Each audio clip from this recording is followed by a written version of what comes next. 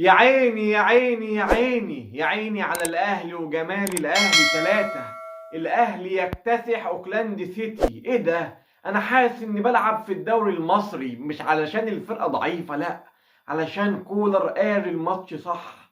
المدرب بتاع أوكلاند سيتي بيلعب بخطة الداخلية، بيفكرنا بمدربين مصر اللي بيرصوا الأتوبيس ورا. بس مين؟ حسين الشحات قذيفة. يا عم حسين، احنا في شهر رجب، ليه بتضرب مدفع رمضان بدري قبل الشوط الاولاني ما يخلص وفي الوقت الضايع؟ قذيفة قذيفة لا تصد ولا ترد. النهاردة الاهلي بيقدم عظمة. الشوط الاولاني عدى بجس النبض، ترجع بقى للشوط التاني، الشوط العالمي. اللي عايز يتمتع يشوف الاهلي، اللي نفسه في حاجة واللي متعكنن بس يبص على الاهلي في الشوط التاني هيتمزج، هيبقى قايم والعملية معاه آخر حلاوة. النهاردة حمدي فتحي بأسيست من نص الملعب لشريف المخيف اللي ضيع في الأول لكن فاق لنفسه. تحس إن كهربا ده وش السعد على الجميع علشان ينزل ويشحن برستاو. فاكرين كهربا لما نزل قصاد الزمالك؟ شريف ربنا كرمه. شوف النهاردة بيرستاو نزل قبل كهربا لكن أسيست بالكعب. بالكعب يا عم الرايق علشان يحط الكعب صح. ها، ركز معايا.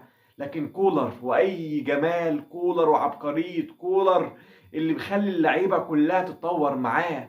شوف حمدي فتحي اللي المعلق بيقول عليه رايح حرب خد معاك حمدي فتحي. اما يا عيني على محمد هاني، بسم الله ما شاء الله، هاني المونديالي. هاني ده بص تخصص كاس عالم. اما حسين الشحات، يا عم حسين كتبت التاريخ النهاردة.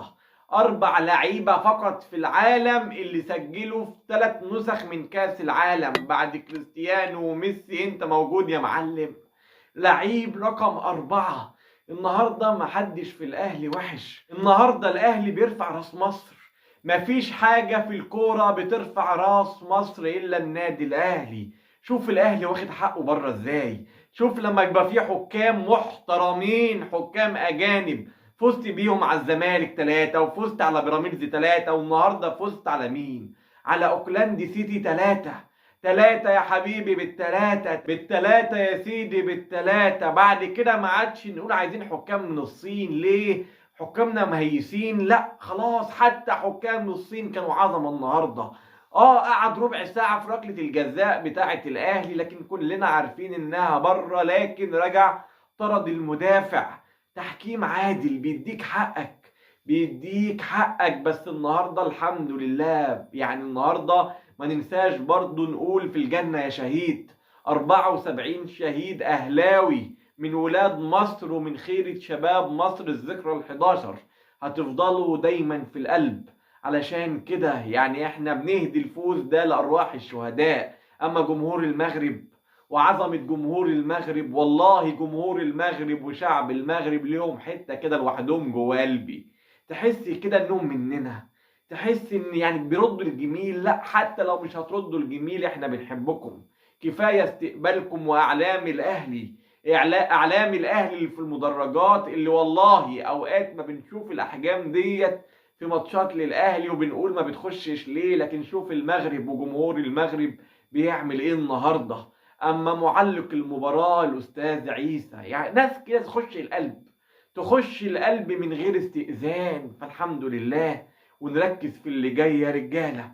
اما يا عم كولر، اللعيبة دي لازم تتكافئ، لازم تتكافئ كده. بصوا يعني اي حاجة كده تروقوا عليهم وننسى فرحتنا يا جماعة. نفرح النهاردة براحتنا ونركز في اللي جاي، وان شاء الله اللي جاي كله خير واحنا موجودين معاكم. اكيد بقى هيكون في ردود افعال بعد فوز الاهلي في القلعة البيضاء، وبعد اللي حصل اول البارح وتقييد اللاعبين هنكونوا مع بعض خطوة بخطوة. واي جديد احنا موجودين، وبنفكركم باللايك والشير والاشتراك في القناة علشان دايما يوصل لكم كل جديد. وتحياتي لحضراتكم، ودايما دايما في افراح مع الاهلي.